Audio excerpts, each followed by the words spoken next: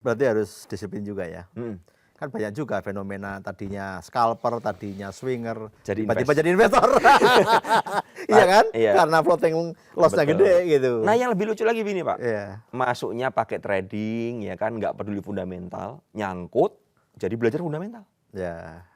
Untuk pembenaran, Bagian dari denial tadi. bagian dari denial, itu yang lebih bahaya lagi, Pak. Iya, iya. Karena apa? Kita akan bias, gitu loh. Misalnya nanya ya, saya ada satu follower kemarin nanya, Om Ben saham A ini bagus gak?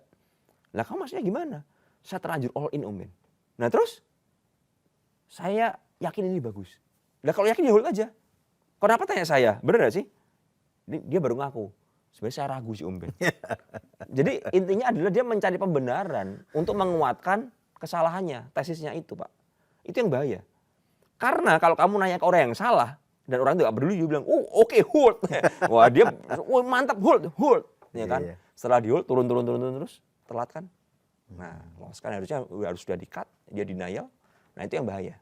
Ya teknikalnya kemana? Jadi saya lihat resist.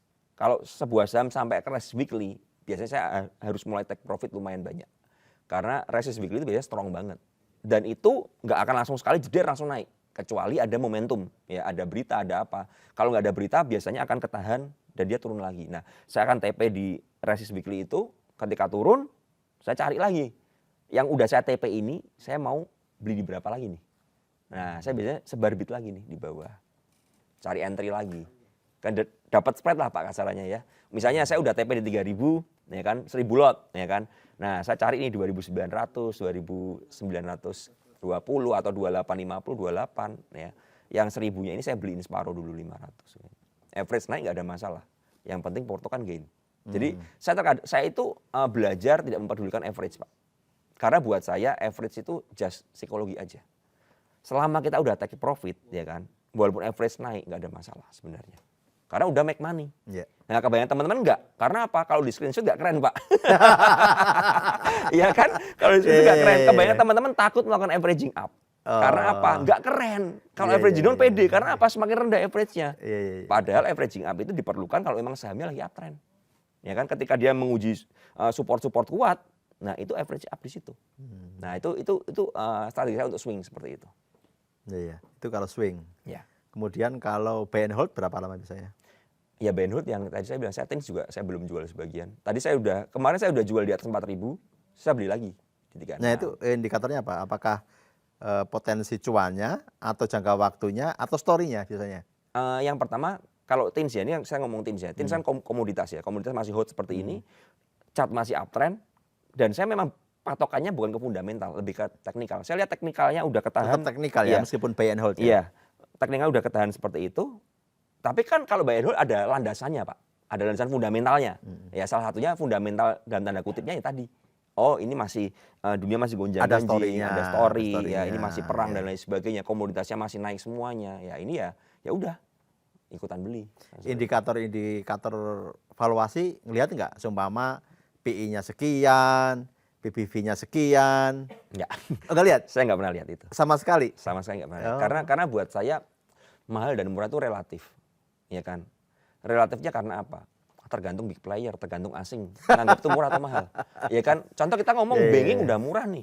Kalau banking misalnya, ya tahun lalu kan bilang BBRI udah murah. Udah diskon nih harga misalnya 45, 44 udah harga diskon nih murah. Kalau asing masih bilang mahal, mereka jualan terus gimana? Nah itu yang saya lihat. Ya jadi murah atau mahalnya, ya saya ikutan big playernya aja di saham itu. Kalau misalnya dalam ke depan BBRI udah mulai fase akumulasi lagi, ya udah sideways, TA-nya udah kebentuk nih. Nah ya udah berarti, oh ini udah mulai murah nih. Berarti udah masuk area demand. Ya, demand zone nih. Di mana areanya orang malah di situ malah banyakan beli. Nah itu saya ikutan beli. Gitu. Ya. Ada yang menarik tadi, intinya bahwa ada 3 akun yang digunakan sesuai peruntukannya, scalping, swing, sama buy and hold gitu. Pernah nggak suatu ketika scalping misalnya, take profit gitu, menyesal nih ternyata habis take profit terbang gitu, pernah juga menyesal? Sering juga ya? Sering banget kalau itu Pak, itu makanan sehari-hari. Makanya saya bilang jadi seorang trader ini berat secara psikologis karena kita harus bergumul dengan yang namanya kekecewaan. Kecewa kalau udah TP naik, wah kecewa dong, tahu gitu nggak TP. Saya itu punya RLCO loh Pak. Saya dapat di harga 1.400 itu lumayan 5.000 lot waktu itu. Saya iseng waktu saya di Jepang saya pasang dapat. Ya kan, saya dapat. Karena saya nggak bisa mantau market dan itu masuk FCA. Artinya kalau FCA kan tiap sesi harus dilihat ya. Nggak bisa pasang stop loss dan FCA kan.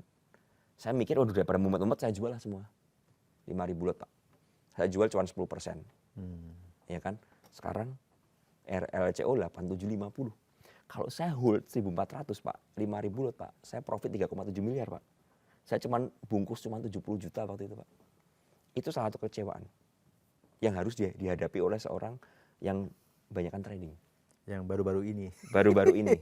Ini barusan, oh teman-teman saya selalu suka godain saya nih. RLCO-nya arah lagi Om Ben. Sudah diam, aku bilang itu diam. Diam.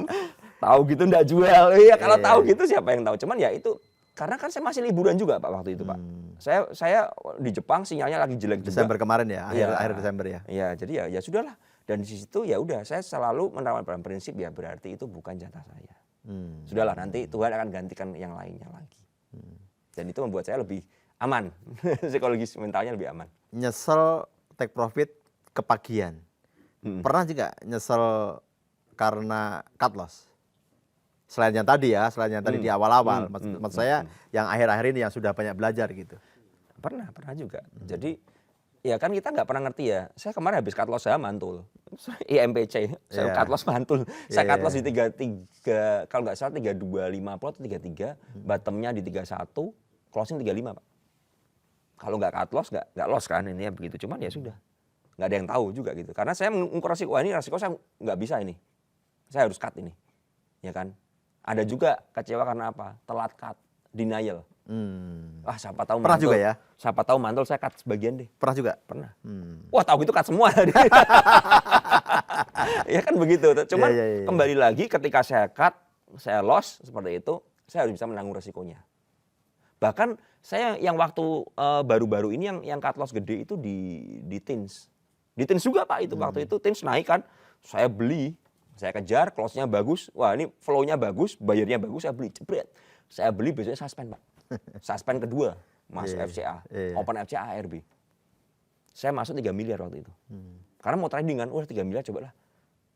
Waktu di Bali tuh, saya harus cut ya cut. Langsung loss 300 juta. Kemudian turun lagi, baru saya mikir, saya mau fight back lagi ya, saya masuk lagi. Nah, itu strategi. Kenapa saya cut? Teman-teman pada bilang waktu itu, Om Ben selama nggak di-cut, nggak loss loh, Tins balik kok ke atas. Saya cuma bilang, kalau dari harga waktu saya beli di 27, kalau dari 27 dia turun ke 23, saya loss berapa? Saya plan-nya ini bukan buy and hold, saya plan-nya ini trading, ya kan? Nggak bisa nih saya begini, mental akan rusak dan akan bias semua. Daripada saya bias, saya tutup mata, saya cut.